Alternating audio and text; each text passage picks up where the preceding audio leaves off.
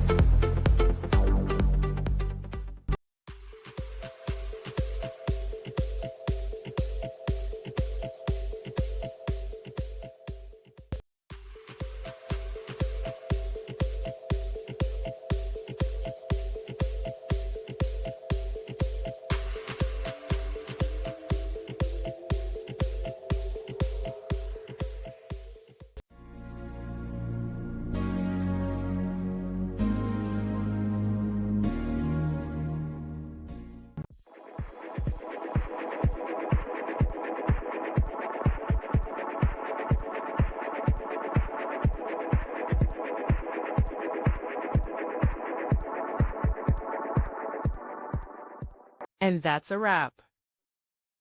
I hope you found the answer you were looking for. If you did, take a second to hit that subscribe button. It really helps out.